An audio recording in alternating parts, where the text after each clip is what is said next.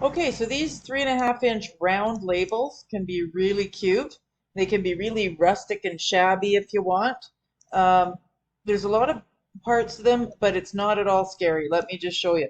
The first layer is where you put your website. That's down below. So I'm going to just take that off for a moment. The second layer is called border for your top layer. So that if I click that off, you'll see that go away. Okay, we're going to leave that one for now. The top layer is here. Okay, then we've got the border for the bottom layer and the bottom layer. Okay, so we're not going to do anything with either of them things right now. I'm going to leave the bottom layer and the top layer. I'm going to open that up and select it. And that's the first one that I'm going to put a background on. What I found, I wanted to use this paper.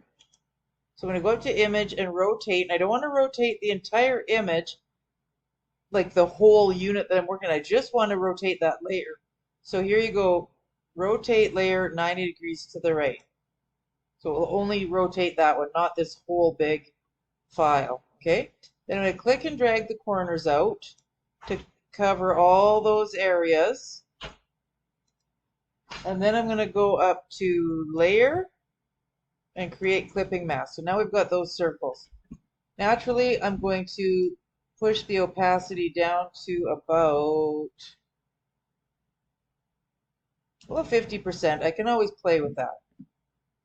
I'm also going to put, I had a menu here that I liked, and these are all items. I'm creating this set, that what I'm doing the trainings on, for the August kit in the Vintage Visionaries Club. But all the images I'm using, the backgrounds, the documents and stuff like that, are all part of something that's already in the club. So I'll have to put links for all of those things or list them out. Okay, so this one I'm also going to layer and create a clipping mask. And that covers up my flowers. You see, there's the flowers and there's that. So select that top one, the documents. I'm going to go up to my blend modes here and select darken. So now you can see the flowers in behind that, right? But I'm also going to take this document layer and put that down fairly low, like 41 should do it. So I like how that looks. So I'm going to take this layer of flowers and I'm going to right click and merge it down so it's now connected to that top layer of circles. I'm going to do the same thing with my documents layer. Right click, merge down. So those are all locked in now. And I don't want that yet. Now we're going to put, I was going to do butterflies on these, so let's pick 5 butterflies.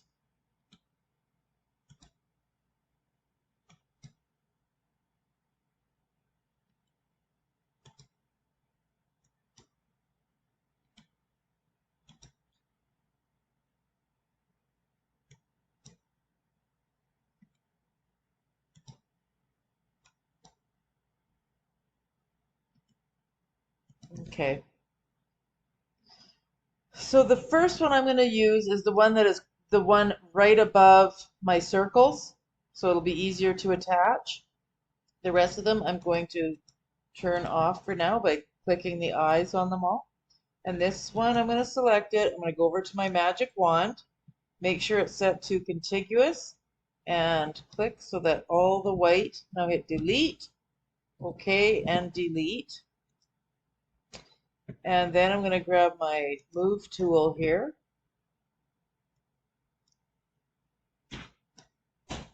And I'm going to also increase my zoom in here so you can see what I'm doing.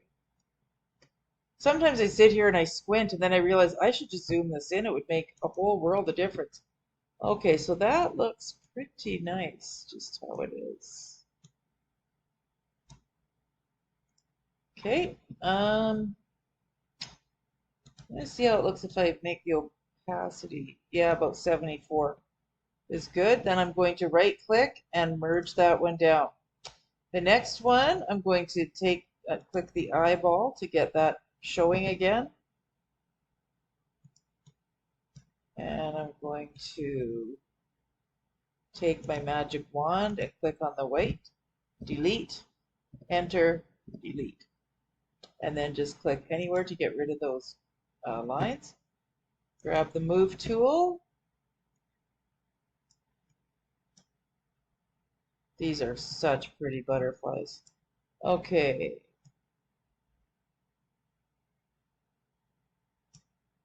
I'm going to go a little smaller because once I put a border on here, it might impede on my butterfly.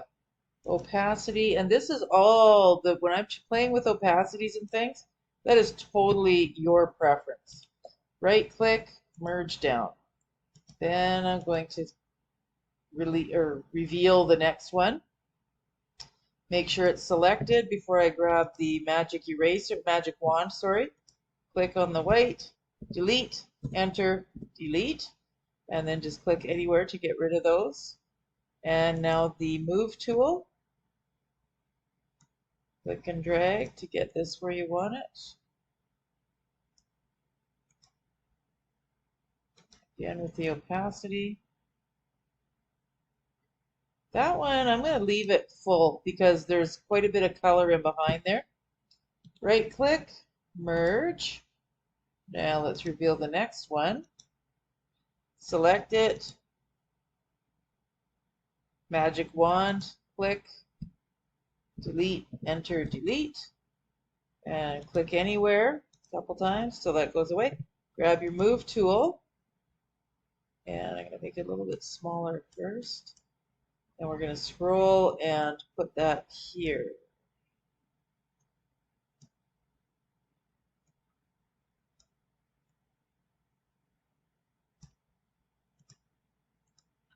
And let's see what happens if I take the opacity away. Yeah, do about 90%. And merge down. And then the final butterfly, I'm going to take that here. Magic wand, click, delete, enter, delete. Click anywhere to get rid of your lines. Grab your move tool and make that fit however you want it.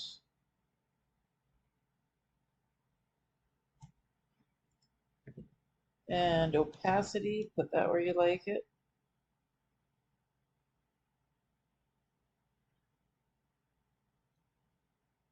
Okay, and merge down. Now, I'm going to click the zoom tool and click fit screen just so that everything shows up here. And then I'm going to click over here the border for top layer. I'm going to expose that.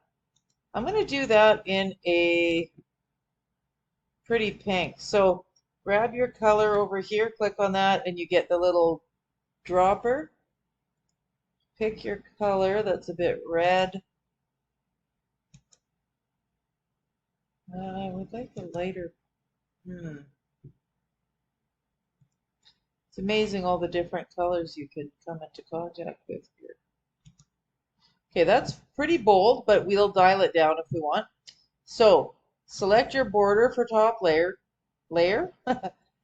Click on this. I got to find out the proper name of that thing. You see where I'm clicking, and click on solid color and click OK. Now we go up to layer, create clipping mask, and then we're going to right click and merge. Now we're going to take the border for top layer and we're going to select, go to the layer menu, create clipping mask, so that makes it a bit smaller. And I'm still going to bring the opacity down a bit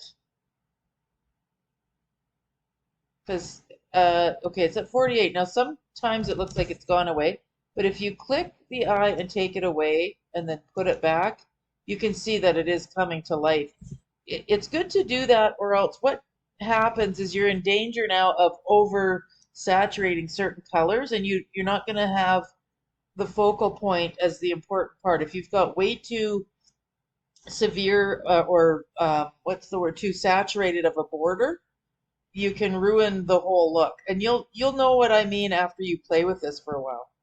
So I'm going to right click on that and merge it down.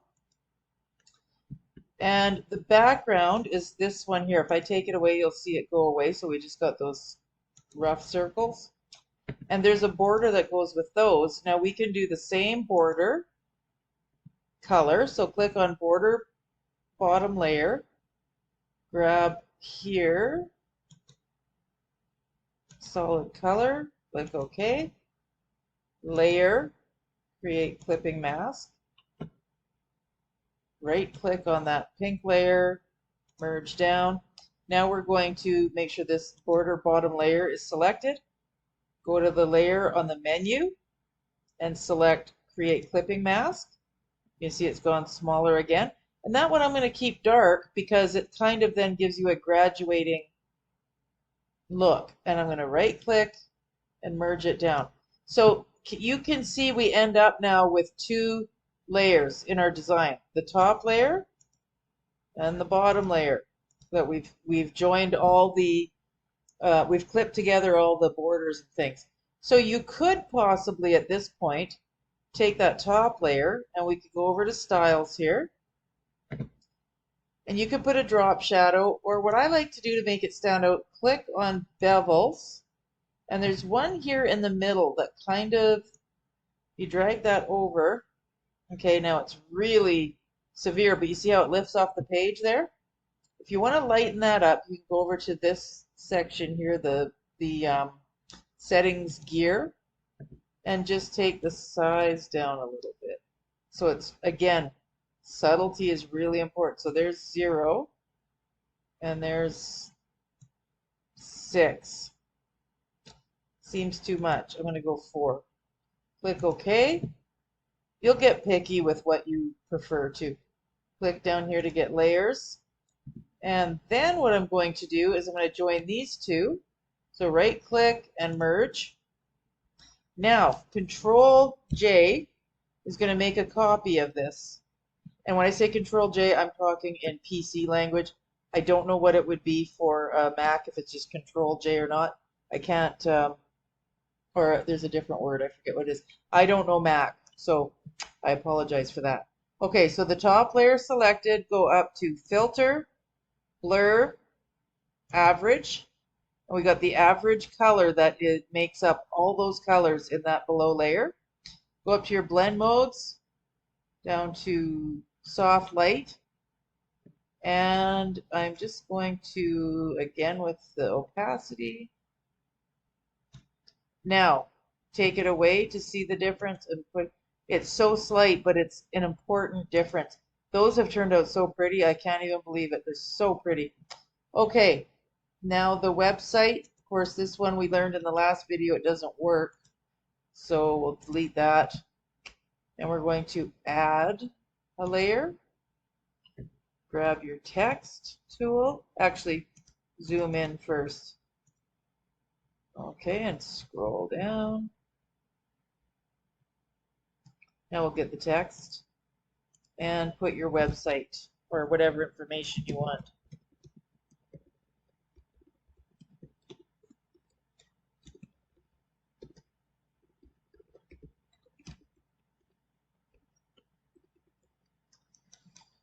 Okay, so I want this part here. If you want to go back to it, see I clicked and then it just kind of took away my, once you click that green check mark, you'll have to go back over to select text on the left side again to highlight the information you want. And I want that one to be about a 9 and green check mark, and then select text again, and I'm going to click and drag over the top part and remove the italic. I don't want it to be italic. And click there. Then we're going to grab this selection tool and go from the bottom up to about there. Grab the move tool. Make sure this layer is selected. I'm going to click under. Sorry guys, I'm going to blend these together after I ran out of time. So we've selected our square here down at the bottom. Make sure you get the full width and then up to where you want to center your words. Make sure that layer is selected. Grab your move tool and go down to align, click center and middle. And then your square selection tool, just click anywhere. Now I'm going to do the zoom, fit screen, and I'm going to select one of these layers and right click and flatten. And I think that's a beautiful set of ephemera right there. Then go up to File, Save As, and that is going in my August kit. And I'm saving as 3.5 round labels and as a JPEG file. Save. And it's not too big of a file, so that's good. Click OK. Don't get me wrong, the bigger the file, the better the quality. But I find with junk journals, the files don't have to be perfect. I keep them like between 4 and 8 for quality level, and my printouts always come out beautiful. So it is a safe zone. All right, I will see you in the next video.